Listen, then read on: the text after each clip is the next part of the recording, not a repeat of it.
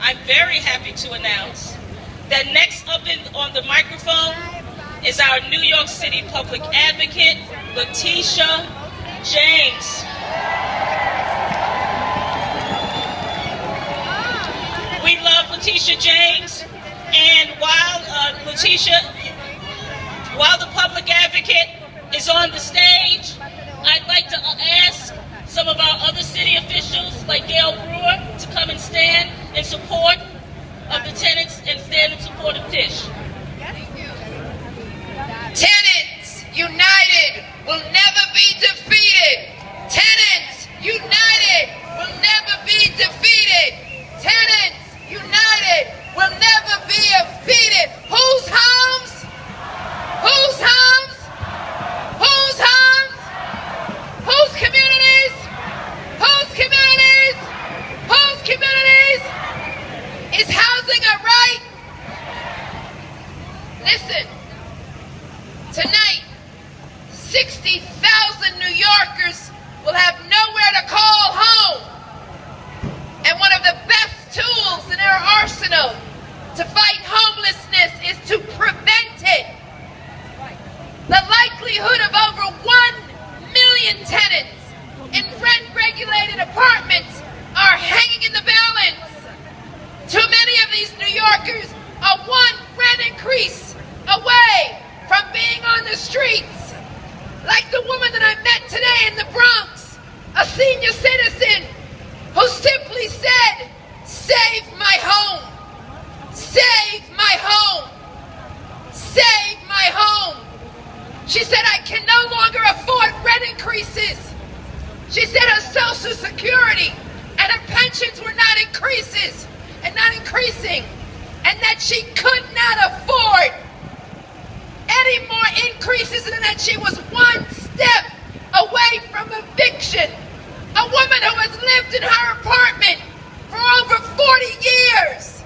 We can do better than that as a society, and that's why we are gathered here today to say, these are our homes, and we're gonna stand together.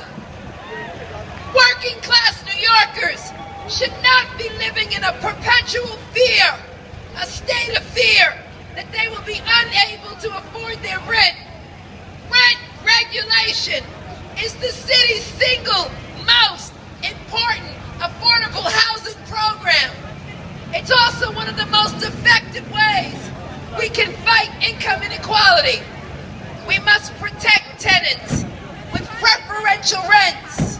We must make rent increases for building improvements not permanent but temporary. Rent regulations give a family security, allows them to climb the economic ladder, strengthens the middle class, and provides us with diversity in this city. Last summer, New York City's Rent Guidelines Board voted for the lowest recorded rent increase in more than 40 years. This was a big win.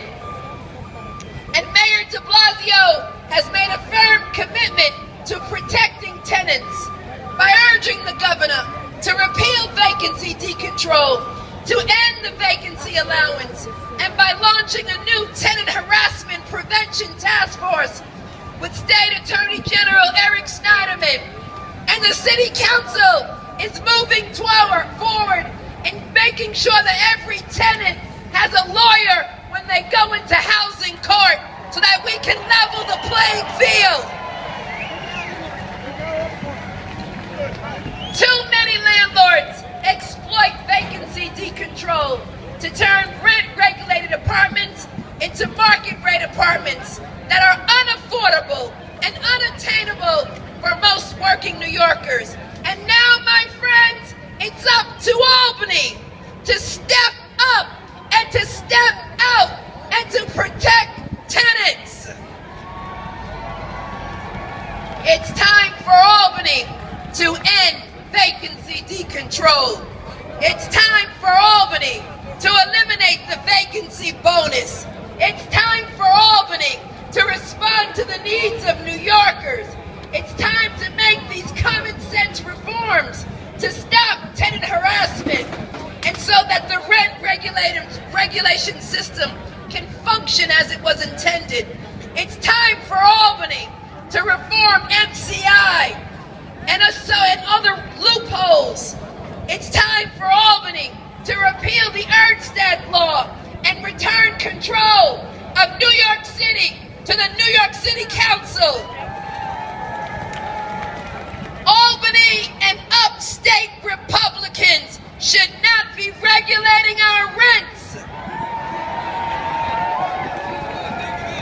Albany and upstate Republicans should not be regulating our rents. This is about the future of our city. This is about the ability of working families to live in our city. In order to grow and preserve the middle class, we must protect tenants' rights and expand rent regulations.